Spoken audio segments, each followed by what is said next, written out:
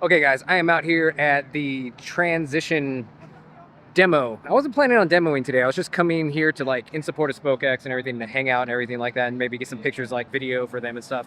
But this thing caught my eye. The Transition Sentinel. And it is a small. Yeah, one thing that I usually always do is buy a medium because I always like to turn around my bikes. I've like sold 9 bikes in the past like 5 years. This is like a heavier suspension bike and it's a small, and I kind of wanted to get like an impression of how different it would be if I could actually get a small, which I'm 5'6". So I'm really interested to check it out, try it out today. I like the feel and the flickability of a smaller bike. I think I might actually have a good time. All right, man, is it all ready? I think so. Let's double check your sag. All right, let's check it. Oh. If you want to give it a good bounce, I'll try not to drop you. Yeah. Cool. Go ahead and put your feet back down and stand up. That looks pretty good to me. We're looking for about 30%. It's right on the money. Sounds good. I set the fork to the fork manufacturer's recommendation. So, okay. Yeah, you want to pedal this thing around a bit. I'm sure I'll be fine. I'm not very particular, dude. I just get on them and ride them, and then when they don't work, I just ride it until it works for me. Yeah. Is it 38 on here or 36? 36. Oh, well, we still have more suspension. I ride 150 in the front normally, so this will probably feel pretty good. Yeah. Sparkling water, that's awesome.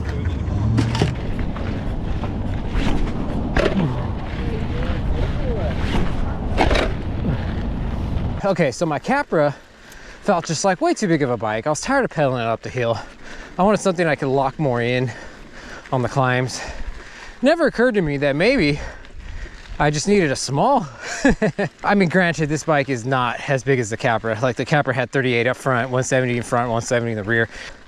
Who knows? I mean, having a small bike that's not as capable as the Capra, you know, in terms of big suspension and everything. I mean, this could be, I feel comfortable on the climb. I feel like I could lock in on this. Totally. Pretty sure. I mean, granted, I've only been on the bike for a little bit, but the bike feels tinier underneath me. I feel over the stem. I feel like I can lock in, do some miles on here. Let's see. Okay, 2 more. Okay, looks good. Oh, wow. Less clearance than on my medium. Oh my gosh. Is this what it feels like to be 6 foot? Woo! Woo! On the ground.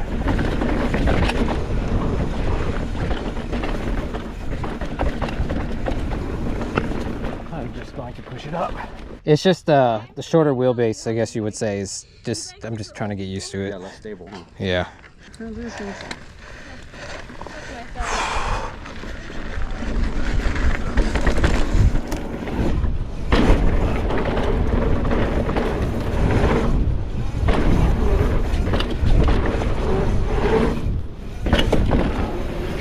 All right, I already hit this thing a few times. You know, like the big old mental piece of this, because I crashed and broke my foot while doing a jump.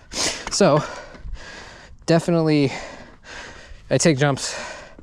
I want to get a few good runs in to kind of just get the feel of the jump before I full send it. I did pretty good the first time. Then the second time I just did right now, as you guys saw. But I want to see if I can go actually clear the third one now. Now that I'm like, the shorter wheelbase is I just want to make sure that I feel comfortable and I'm not going to experience anything that I don't normally expect. Like I brake check that I don't stop. Oh, I'm trying to get that comfort. I'm almost there. Even doing these jumps right now to this, even though I'm not full sending, it's just really about my mental health and exposure therapy, I guess. Exposing myself a little bit to these jumps and getting over, I guess, the PTSD I have from my crash, you know. Really timid now. So being able to take things slow and ride by myself and not feel that extra added pressure to push myself has been really helpful to recover.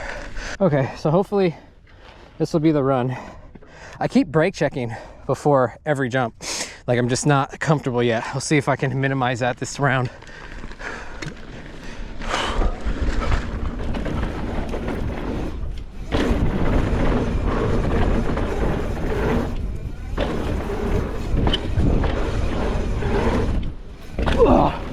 I'll take that. I'll take that for today. So this, I usually have to turn pretty tightly here, but let's see. Yeah, get through here really easy, except for that transmission gear slippage. But other than that, it's easier to drag through corners. It's a shorter wheelbase. Feels like I'm on like a 29er BMX bike, which I like. Like if I could own multiple bikes, I would love to own this. Like I think Jeff C would be my first bike, and then I'd want to get a dedicated trail cross country. Like, well, more cross country, because I guess you could say that Jeff C is like a trail cross country-ish that can handle stuff. This one would be like my fun, like mountain dirt jumper or something. It'd probably be like a third bike if I could afford one. I love doing this trail for testing bikes. I mean, you guys have probably seen it a lot if you'd watched my channel. I know every part of this trail, so I know and have a really good frame of reference of how a bike should feel versus how maybe a bike feels a little bit different. So I'm gonna go down that trail right now and let you guys know what I think of this guy.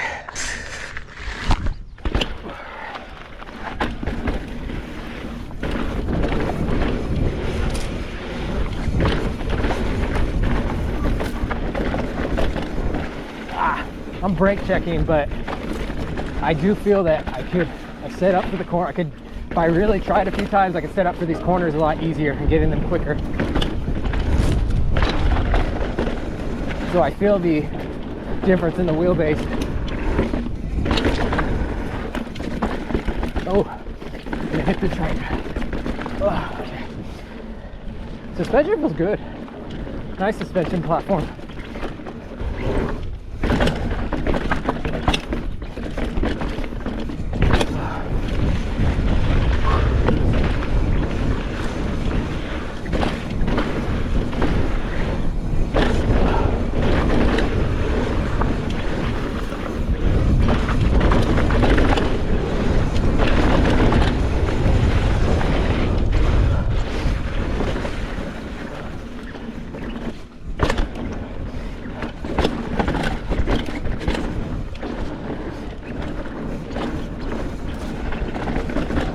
Oh, come on.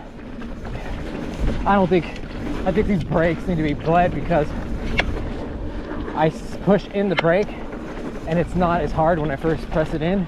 It's like I have to pump the brake to get it to actually, like now it's like engaging now after I pump it.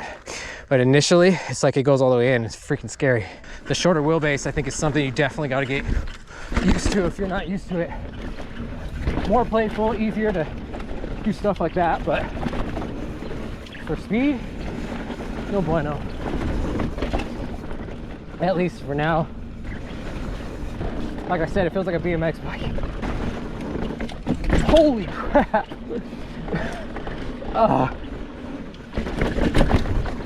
See, I usually just go up that and float onto the next rock, but this one actually punched me up.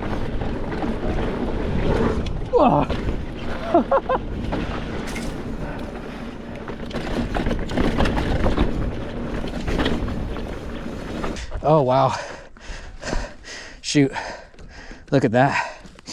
That's what I'm battling against right now. Well, that's not good. It needs to be pushed back. It needs to be tightened. That's not good. So just another reason for me to be comforted. I was about to get to the part that I want to hit, but I don't know if I'm going to want to hit it with the feeling unstable like that, not tight. Dang it. Oh gosh, like that brake. Whoa.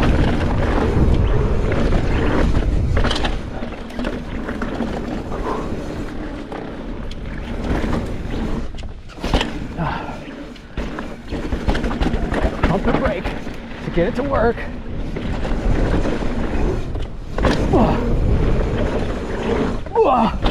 Super fun.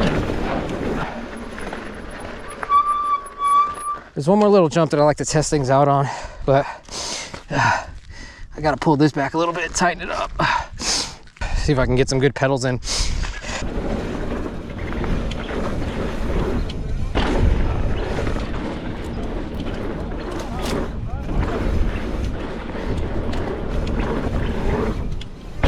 yeah. I could just sling this thing. I feel like I get so much more airtime on this guy. And again, shorter wheelbase. That's why I'm calling it from here, guys. Let's see back of the tent. It's nimble. I like it, but I had to call it quit a little early because My first ride on the natives, I was like, what happened? I think that it wasn't tightened all the way or something. I like it because it's small, so it feels like a 29er BMX bike. Like, you know, some you can go far off and have fun, but not necessarily something you'd want to put a ton of miles on, you know? I was telling him, like, if I could have a third bike and just have like a playful small bike, it would be this one. I didn't bring any water. Ugh. Okay, so I got done with it. So tell me if this is true or not. Does it, if I'm riding a shorter wheelbase, does that mean I'm closer to the ground? No, I would say no, because the bottom bracket height is going to be still pretty similar. Okay.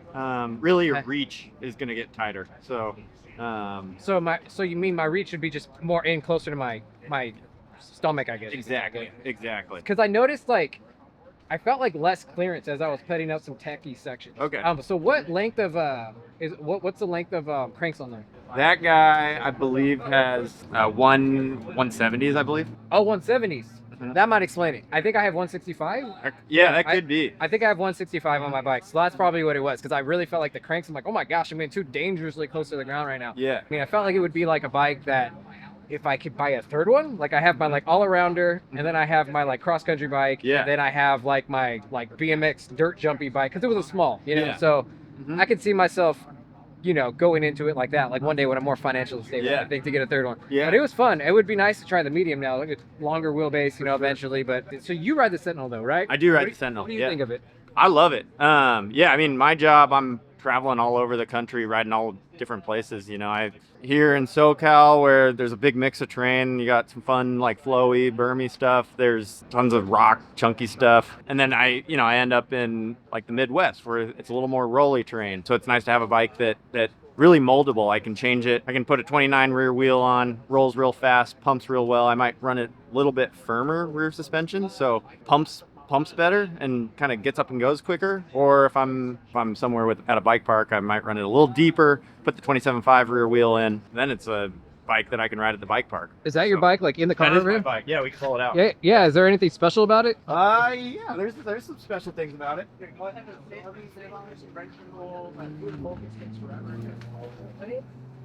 Yeah, this is my rig. Kind of dirty right now. It's the last one that usually ever gets cleaned. Special stuff. I'm running it mullet right now, so 29 front, 27.5 rear. And then I also overstroked my rear shock, so it's 160 out back. Again, makes it a little more versatile. I can run it firmer and pedals real nice. And then with the 160 rear travel, when I am somewhere where I want a longer travel bike, it's nice to have that extra 10 mils of travel just to soak up the bigger hits. Are these carbon cranks? What kind of hub you got on here? That is a E13 sidekick hub. It reduces the pedal kickback, so it's got some play in there. Okay. Kind of like if you're familiar with an O-chain, very similar, but it moves it to the hub. So do you like the play on there? I do, yeah, for a lot of things. It definitely takes a bit of an adjustment because it's kind of feels like you have a really low engagement hub. But the trade-off there is under braking, suspension is super active and feels real nice. So help me understand this. I do a lot of track standy stuff, you know. I hate I like instant engagement. Like I like that feeling. It's more confidence inspiring for me. So help me understand why you don't like it. I guess when you said that right now, I'm still kind of trying to understand. Break it down for simple terms. I would say like I don't dislike instant engagement. My other wheel has an Onyx hub, which is instant engagement. This wheel, when I'm braking really hard, it decouples the braking forces from the chain. So sometimes, you know, you get on the brakes real hard and maybe your rear wheel's locked up and your feet feel kind of stuck. So this, even when the rear brake is locked up, you still have a bit of play in the chain.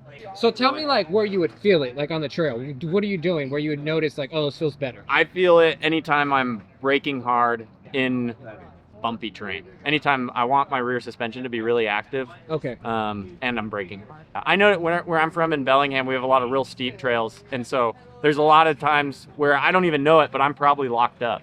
My rear wheel's locked up when I'm coming down these things, and so having my feet able to still move a bit helps me keep my balance and just keeps my rear suspension feeling really nice. All right, guys, it's Tony with MTB Drop-In, and we're going to be taking off today. And this is where we combine mental health and mountain biking, and subscribe and do all that fun stuff. See you guys next time. Yeah.